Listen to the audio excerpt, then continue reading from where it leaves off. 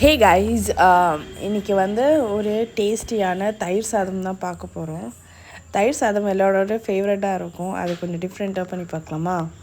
கொஞ்சம் கடாயை எடுத்து எண்ணெய் ஊற்றி அதில் கொஞ்சம் கடுகு போட்டுட்டு அதுக்கப்புறம் கொஞ்சம் கடலைப்பருப்பு போட்டுக்கணும். கடலைப்பருப்பு கடுகு கொஞ்சம் நிறையா போட்டால் நல்லா டேஸ்ட்டாக இருக்கும். இன்னும் கர்நாடகா சைட்லலாம் கொஞ்சம் ஜீரகம் கூட ஆட் பண்ணுவாங்க. ஜீரகம், உளுத்தம் பருப்பு அதெல்லாம் ஆட் பண்ணுவாங்க. அது ஆப்ஷனல், உங்களுக்கு தேவைன்னா போட்டுக்கலாம். ஆனால் இது போட்டாவே நல்லா தான் இருக்கும். கடுகு, கடலைப்பருப்பு, அதுக்கப்புறம் கருவேப்பிலை ரொம்ப நிறையா போடுங்க. அது ஹெல்த்துக்கும் நல்லது, டேஸ்ட்டும் என்ஹான்ஸ் பண்ணி கொடுக்கும். அதனால் ஆட் பண்ணிக்கோங்க. அப்புறம் பச்சை மிளகாய் தேவையான அளவு போட்டுக்கோங்க. இஞ்சி, கேரட் இதெல்லாம் போட்டு நான் நல்லா ஃப்ரை பண்ணிக்கிறேன். ஃபஸ்ட்டு ரொம்ப நிறைய ஃப்ரை பண்ண, கொஞ்சமாக ஃப்ரை பண்ணால் போதும். ஃப்ரை பண்ணிவிட்டு அதில் தேவையான அளவு பெருங்காயம் தூள் போடணும். பெருங்காயம் வந்து உங்கள் கேஸ்ட்ரிக் ப்ராப்ளம்ஸ் எல்லாம் கிளியர் பண்ணும், ஹேர் டேஸ்ட் நல்லா கொடுக்கும். அதனால் நீங்கள் பெருங்காயம் கொஞ்சம் நிறையா ஆட் பண்ணிவிட்டு கேஸ் சிம் பண்ணிவிட்டு தயிர் அதில் ஊற்றிட்டு நல்லா மிக்ஸ் பண்ணிவிடுங்க. கொஞ்சோண்டு தண்ணி கூட ஊற்றிக்கலாம் தேவையான அளவு. அப்புறம் கொஞ்சம் உப்பு கூட போட்டுக்கலாம். நல்லா மிக்ஸ் பண்ணிக்கோங்க. பார்க்கவே எவ்வளோ டேஸ்டியாக இருக்குது. மிக்ஸ் பண்ணிட்டீங்கன்னா உங்களோட இது ரெடி ஆகிடும்.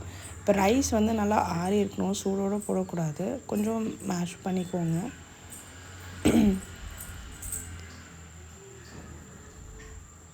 சூடு போனதுக்கப்புறம் அந்த தயிர் இருக்குல்ல, அதை எடுத்து நம்ம அதை ஆட் பண்ணிக்கலாம். நான் என்ன வச்சுருக்கேன்னா கொத்தமல்லி, அந்த தயிர் மிக்சர், அதுக்கப்புறம் பொமோகிரானட் மாதுளம்பழம் அது வச்சுருக்கேன்.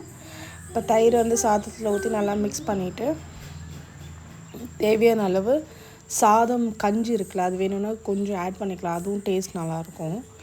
இல்லை அப்படி இல்லைன்னா கொஞ்சம் தண்ணி கூட ஊற்றிக்கலாம், உங்கள் விஷ் அது. நல்லா மிக்ஸ் பண்ணிவிட்டு பாருங்கள்,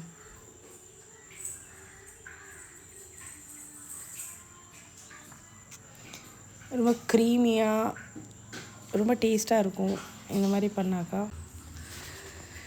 அதுக்கப்புறம் தேவையான அளவு கொத்தமல்லி எடுத்து போட்டுக்கலாம்.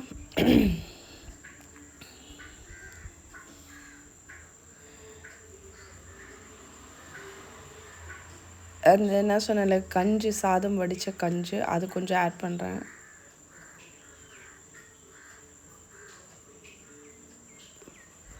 ஆட் பண்ணிவிட்டு நல்லா மிக்ஸ் பண்ணி விட்டுட்டு அதுக்கப்புறம் பாருங்கள் எவ்வளோ டேஸ்ட்டாக இருக்குது. க்ரீமியாக இருக்கும், நல்லாவும் இருக்கும். டேஸ்ட் கொஞ்சம் பண்ணி பார்த்துக்கிறேன், நல்லா தான் இருக்குது.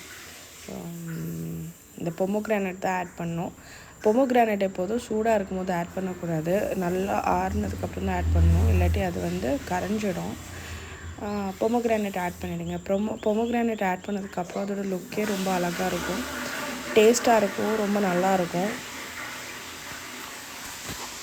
ஐயர் வீட்டு சைட்டு மாதிரி இருக்கும், அவங்க டேஸ்ட்டில் இருக்கும். அதனால் ட்ரை பண்ணி பாருங்கள் கண்டிப்பாக இந்த மெத்தடில்.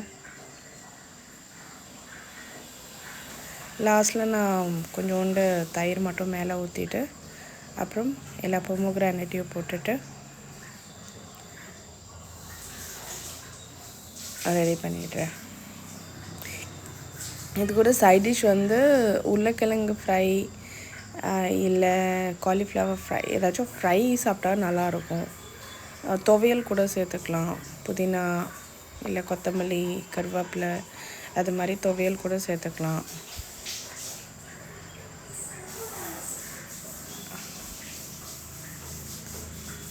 பொமோகிரானட் ஆட் பண்ணியாச்சு.